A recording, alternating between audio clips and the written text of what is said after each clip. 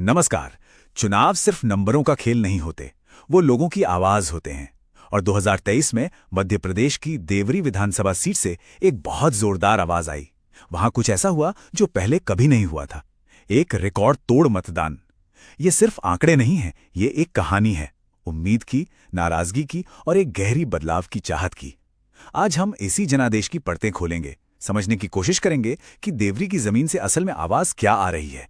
तो चलिए इस पड़ताल को 4 हिस्सों में देखते हैं। सबसे पहले हम देवरी के दिल को समझेंगे, वहां के लोग कौन हैं। फिर 2023 के जनादेश पर नजर डालेंगे। इसके बाद हम थोड़ा पीछे जाएंगे, इसके चुनावी इतिहास को खंगालेंगे। और आखिर में इन सब को जोड़कर देखेंगे कि भविष्य का रास्ता क्या हो सकता है। तो शुरुआत करते हैं पहले हिस्से से। देखिए, किसी भी चुनाव को समझने के लिए सबसे पहले वहां की जमीन, वहां के लोगों के जीवन और उनकी रोजमर्रा की चुनौतियों को समझना बहुत जरूरी है। देवरी, ये सागर जिले का वो इलाका है जहां की सियासत और अर्थव्यवस्था दोनों की जड़ें जमीन से जुड़ी हैं। ये एक कृषि प्रधान क्षेत्र है।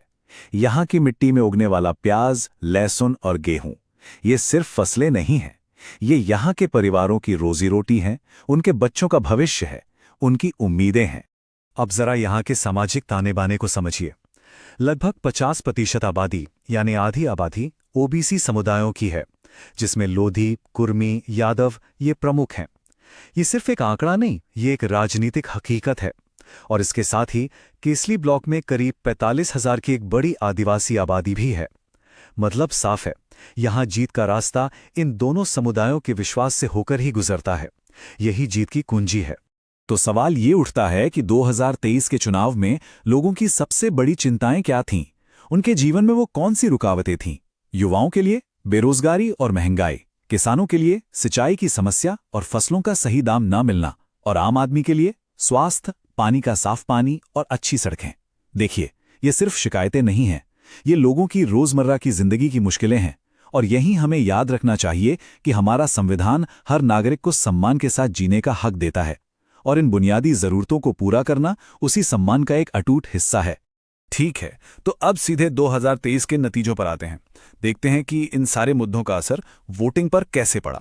सबसे पहली चीज जो ध्यान खींचती है वो है ये नंबर, लगभग 79%। ये देवरी के इतिहास का सबसे ज्यादा वोटर टर्नआउट है, अब तक का सबसे ज्यादा। इसका मतलब बहुत साफ है, यहां के लोग चुप नहीं थे। वो बाहर निकले और उन्होंने एक बहुत मजबूत, एक बहुत साफ संदेश दिया। और वो संदेश क्या था, वो इन नतीजों में बिल्कुल साफ दिखता है। बीजेपी को मिले 55% से ज्यादा वोट और कांग्रेस सिमट गई करीब 39% पर। तस्वीर बिल्कुल साफ है, ये एक तरफा, एक निर्णायक जीत थी। वोटों का अंतर देखिए, 27,223 वोट, ये लगभग 16% की लीड है। राजनीति की भाषा में इतना बड़ा मार्जिन अक्सर एक लहर की तरफ इशारा करता है। तो अब सवाल यह है कि इस नतीजे को पलटने के लिए क्या करना होगा। सीधा सा गणित है, विपक्ष को 6% से भी ज्यादा का वोट स्विंग चाहिए होगा। ये कोई छोटी मोटी बात नहीं, ये एक ऊंचे पहाड़ पर चढ़ने जैसी चुनौती है। लेकिन क्या 2023 का ये नतीजा ही देवरी की पूरी कहानी है? क्या ये सीट हमेशा से किसी एक पार्टी का गढ़ रही है?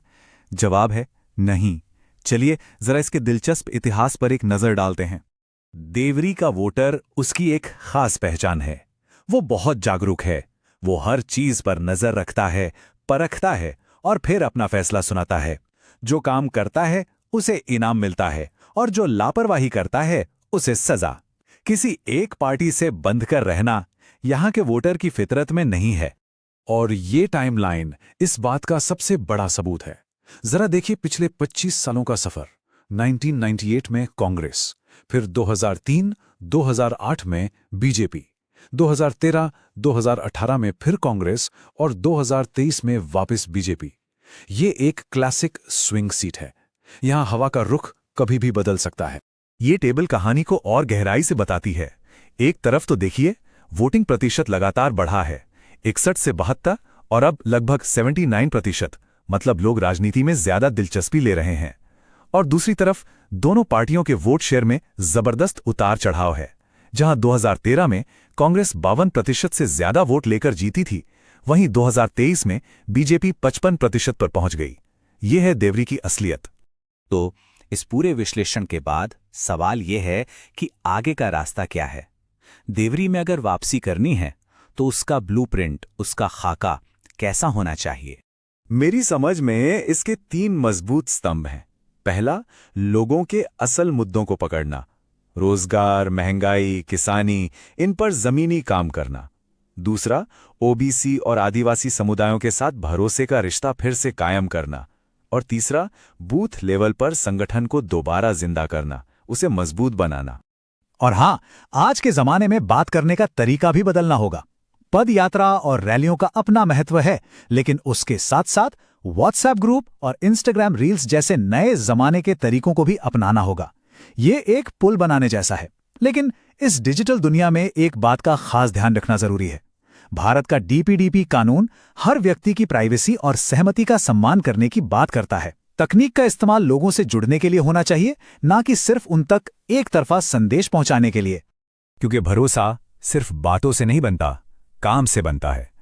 खोखले वादे नहीं, बल्कि जमीन पर दिखने वाले एक्शन प्लान चाहिए। जैसे किसानों के लिए प्याज लहसुन की प्रोसेसिंग यूनिट का प्रस्ताव, युवाओं के लिए रोजगार मेले, राशन की दुकानों और अस्पतालों में औचक निरीक्षण, और जब किसी की समस्या हल हो तो एक छोटा सा अपडेट, ठीक है बॉस, काम हो गया। ये छोटी छोटी चीजें हैं, लेकिन यही बड़ा फर्क पैदा करती हैं। तो आखिर में बात घूम फिर कर एक ही जगह आती है। चुनाव सिर्फ राजनीतिक गणित नहीं है, ये एक नेता और उन लोगों के बीच भरोसे की केमिस्ट्री है जिनकी वो सेवा करना चाहते हैं। असली जीत इसी केमिस्ट्री में छुपी है।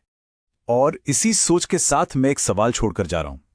आज हम डेटा ड्रिवन कैंपेन के युग में जी रहे हैं। ऐसे में राजनीतिक दल ये कैसे सुनिश्चित करें कि टेक्नोलॉजी का इस्तेमाल सिर्फ वोटरों को टारगेट करने के लिए ना हो, बल्कि उनके साथ एक सच्चा, एक वास्तविक विश्वास का रिश्ता बनाने के लिए हो?